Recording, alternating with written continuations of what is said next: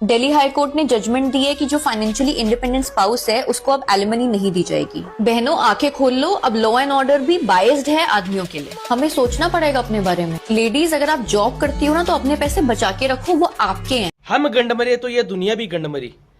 मतलब 100/1 पहली बार आदमियों के लिए एक छोटी सी आशाई किरण आई है। उसमें भी इस मैडम के शरीर पर सांप लौटने लग गए। 10-20 हजार फॉलोअर होते ही अपने आप को मसीहा समझने लग जाते हैं कि हम बोल रहे हैं वो सत्य है और ये सारी दुनिया चूतिया है। चाहे खुद ने इतने कांड कर दिए हो कि गणित की गिनती में भी नहीं आ रहे। अब ऐसे कुछ दीदीज मुझसे क्वेश्चन पूछेंगे, जब पैसे नहीं है तो आदमी शादी क्यों करता है फिर? तो दीदीज अपने पापा से भी पैसों के ऐसे डिमांड करते हो क्या? क्योंकि वो भी तो तुमको इस संसार में लेके आए हैं। तोड़ा कुत्ता तो टॉमी और साडा कुत्ता काड़ू, ये बातें तो थी ऐसी दीदीज के लिए।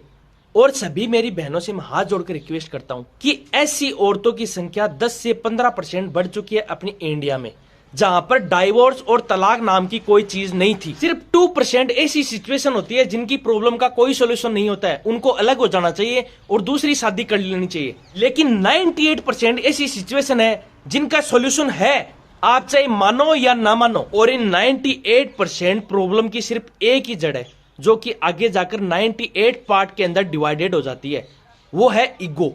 इधर भी ईगो, इधर भी ईगो। इस वर्ल्ड के अंदर ऐसी कोई प्रॉब्लम है ही नहीं जिसका सॉल्यूशन ना हो। और मेरा तो मानना ये है कि आप बाद में पछताओ, उससे बढ़िया है कि पहले ही पछता लो। कम से कम आपका रिश्ता तो बच जाएगा। और वो सिर्फ एक रिश्ता नहीं है, आपकी फीलिंग्स, आपके इमोशंस है, वो सब कुछ है। क्योंकि आई डिजर्व समथिंग डिफरेंट के चक्कर में जो आपके पास होता है वो भी आप खो चुके हो। और आज ऐसी दीदीज के चक्कर में कुछ मर्द तो शादी नहीं कर रहे हैं और कुछ इनकी वजह से घुट घुट के मर रहे हैं।